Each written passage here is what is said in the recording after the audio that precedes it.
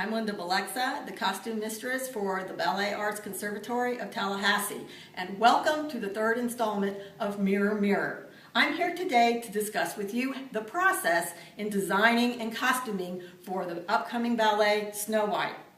It begins with me discussing the overall look with Artistic Director Amy Lowe. We discuss the colors that we want, the mood we're trying to set. Sometimes we have specific ideas for costumes, and sometimes we just sort of have a vague notion of where we want to go.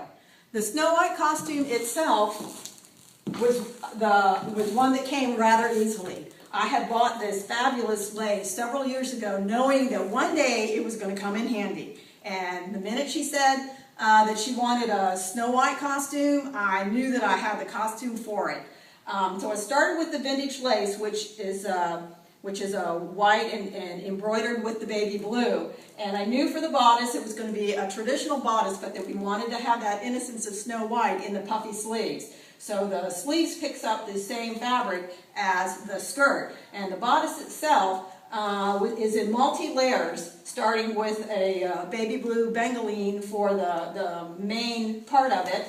And as you move into the different panels, there's an iridescent panel, followed by the iridescent panel layered with vintage lace that actually came off a gown that belonged to Amy's grandmother.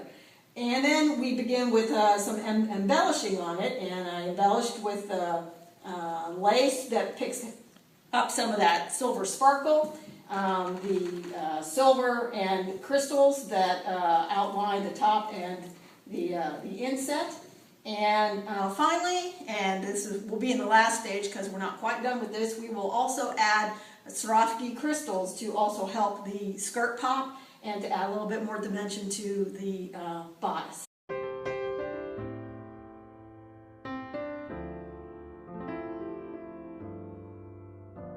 The next costume I want to discuss is the dwarf costume. Now this we had a little bit more trouble with. In the traditional story, of course, the dwarfs are these kind of goofy little men in baggy pants and you know, these hats.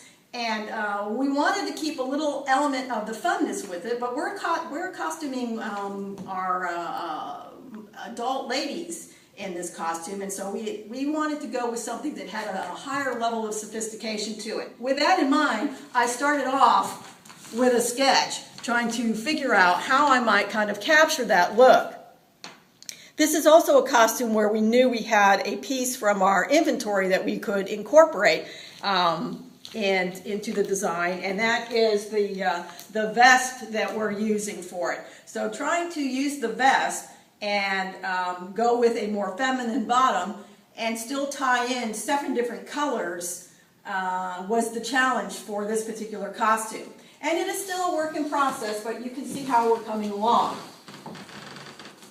As compared with the sketch, I had to devise a pattern because, of course, you can't buy these patterns commercially. This is just something that I kind of have to piece together.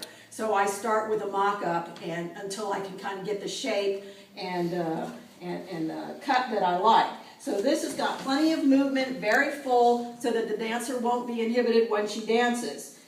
This is the vest that I was talking about that we're using, and it's still in need of embellishment, but we're getting there.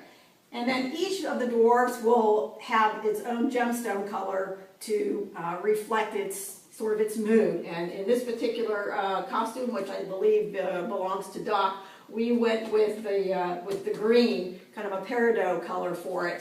And again, you can see when you look at the sketch that I initially drew, you can see how I incorporated the sketch into the finished product. Again, no pattern on this, just trying to figure out how to make the costume work. And then the final stage of it will be the embellishment. We're going to add some more color to it to kind of tie the green in some more. And of course, we do have a fabulous dwarf hat that you will just have to come to Snow White itself to see.